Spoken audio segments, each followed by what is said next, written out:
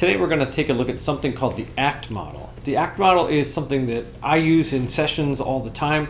Most play therapists do, and it may be something that you've heard about or seen other people do. Once you see the language for this, it's not real unfamiliar. It's things you may just already kind of have the elements of. It's an acronym that stands for, the A part is for acknowledging a child's feelings or their goals. C is for communicating the limit, and then T is for targeting an alternative. So the A part would be connecting with what you see them doing.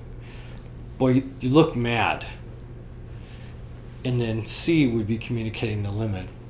But I'm not for talking to that way. And T would be for targeting an alternative. You could choose to tell me that you don't like it or that you're mad. So when you do that and you're setting limits in that kind of way, it creates a sort of a fork in the road that kids will have to respond to. So there isn't a choice to keep doing what they're doing anymore. They're going to have to think through the choices that you've just given them. And in a way, we stack the deck so that the choices are limited to the choices that we want. If I was giving my kids broccoli to eat and they are telling me they don't want to eat broccoli, but I'm setting limits about it, I might say, I can tell you don't like broccoli. The broccoli isn't for skipping tonight. You could choose to eat it upside down in your chair over there, or you could choose to eat it hopping on one foot over there. So I'm not giving a not eating the broccoli choice. It's still in there. Setting those alternatives sometimes is a challenge because that's where you have to do some thinking on your feet. The other parts, the first parts, are a little more easy to come up with. It's almost formulaic. Something isn't for something, and then recognizing what they're doing or feeling.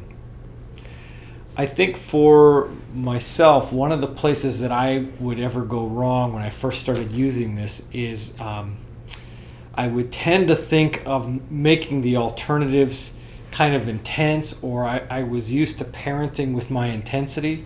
So if I wanted to discipline, it was like I'm sort of getting out, this hammer. Here it comes. The hammer's about to come, so you'd better listen. And that's not at all how the ACT model works, and you can't use intensity in it at all. In fact, it's better if you stay quite neutral and very de-escalated. So if you feel yourself hitting this place where your own intensity is rising up, I would either take a break or recognize that you may be getting to the place where you use what's called an ultimate limit. So there was a time where I really had a close call. I thought this was just going to go down in flames. I had a kiddo who, after a session, we had suckers at the place where I was working, and he wanted to choose a sucker every time. And so he always wanted a whole bunch of them, but the rule there was you could just choose one. So he said, well, I want to choose more than one. And I said, I can tell you really want more than one. Here you can just choose your best one. You could choose none, but probably would want some candy, so you could choose your best one. So he kept saying, no, but I want more. I could tell, you do want more. Here you can just choose your best one, or you could choose none. You just have to make your best choice. And we kind of went through this a few times. His mom was standing there, and I could feel the heat sort of coming off of her of, let's see if this play therapy stuff really works, And he kept arguing with me, and I could feel the intensity between us. So I was getting ready to have to give the ultimate limit. But just as I was about to, he grabbed all the suckers and he ran out the door. So here I am, I'm stuck. So what am I going to do? Okay, before I do that, let me explain the ultimate limit, and I'll tell you how this one ended. The ultimate limit is a way of closing this up so that if you've repeated this a few times, or if you can feel that it's not getting any traction, you have a way to still end this. So in the playroom, a thing that really commonly happens would be maybe someone has a dart gun. They already know that nobody's for shooting, but let's say they're pointing the dart gun at me and I'm saying I'm not for shooting, but they seem like they're going to shoot me anyway, and I'm offering them choices. You could choose to shoot the bot bag, or you could choose to shoot a toy in here and pretend it's me, but they still got the gun aimed at me. maybe after I've repeated it a few times, I give an ultimate limit that might sound like, this seems hard for you. If you choose to shoot me, then you choose to give up the guns for today. So the ultimate limit really needs to be connected to whatever's going on. It's not something that's far removed. And if you make it something that's far removed, kids won't really connect with what you're doing. So go back to the story of the kid with the suckers. He ran outside holding this whole handful of them. His mom and I were following behind him. He ran right into their SUV, and he closed the door and got in, and he locked it. And then he turned his head away, and he wasn't looking at me. And I'm just repeating it a couple more times. I want to make sure he can hear me, but I'm saying it through this window. It's hot outside. I'm saying, I can tell you really want to have all those suckers. Here you can just choose your best one, or you can choose none, but they're not all for choosing. And he ignored me. I repeated it a couple more times, and then he pulled the wrapper off one and stuck it in his mouth. And I thought, okay, here we are. We're at the ultimate limit now. And so I said to him, I can see this is hard for you, and you've already chosen one. If you choose to keep all the candy, then you are choosing never to choose candy here again. And you can do that. And I couldn't tell if he heard me. He was looking away from me, so I wanted to make sure he heard. So I said it again. I can see that you chose one already. If you choose to keep all those candies, you choose never to choose candy here again. And you can choose that. That would be sad, but you can choose that. And I just waited for a second. And then the next thing you know, the window comes down. He still won't look at me, but the hand came out with all the candies in them, gave the suckers back to me, and play therapy won the day. To be honest, I think that the reason it worked in that moment is because I was very consistent in what I was saying, and it's very predictable.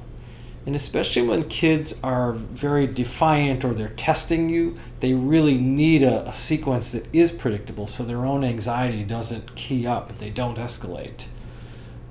If you've seen the Flipping Your Lid series, you know about escalation. If you haven't seen that, you can certainly go and take a look at that, and that would tell you quite a lot about how kids escalate, but it creates a need to approach it a little differently. So we're trying to avoid it escalating. So when he gave that back to me, I think it was because he knew what I was going to say. We'd been down that road before. So there's no need to manipulate me. Even if he tried, it wouldn't really work. And my words and the way I'm approaching it creates a sort of containment. It creates a feeling of safety. And what I'm communicating in all of it is, you know what, it doesn't matter how big your feelings are, or how strong they are, or how much you want to test me. You are safe with me. You are in safe territory when you're with me. And I know what to do. You are not a threat to me, and I'm not a threat to you either. We've got this. It's going to be okay. I can tell you really want to throw that sand. The sand isn't for throwing. It's just for playing within the box. Or you could scoop some up and dump it out in the box. So we're just setting limits and giving them choices. We're recognizing what they're feeling, what their goal is. And if it's going wrong, if we've repeated this a few times, we can always set an ultimate limit. I can tell this is hard. You really want to be able to dump the sand on the floor. If you choose to keep doing that, then you choose not to use the sand anymore today. So we're keeping those ultimate limits related to what's actually going on. I'm not saying you're going to lose TV all week. And by the way, if you use a consequence like that, like we're going to remove some media or remove some time from X, just a couple recommendations. If you do that, keep it as immediate as you can. So don't say you're going to lose something for the week. That's too much time, and kids will not be able to relate to that. They'll lose it after about a day. They'll lose connection to it. So I would not go any longer than a day. You will need it back so that if you have to do that again, then you have access to that again. I also, if you can, I'd probably remove it in smaller increments. They don't need to feel crushed by you. They just need to experience that you follow through with what you're saying and that what you do is predictable. And sometimes kids will even say, as you're going through that act model sequence, they'll say, I know, you're just going to tell me blah, blah, blah, blah, blah. Well, that's perfect because we want them to know what we're going to say, again, so that it's predictable. They're not keying up in anxiety. They're staying de-escalated. I hope that's helpful to you. I will post a video of a demonstration of that, a very brief one. There's some thinking on your feet that happens, and so you will need to practice this. One of the best ways I think you can practice it is to get someone to pair up with you and just pretend about it and see if you feel de-escalated to them, and then you can switch off. I wish you all the best with this. This really is effective. It produces great results. You do have to stick with it. It takes a little while of kids seeing you do this and following through to know that's how it's going to go. All my best to you.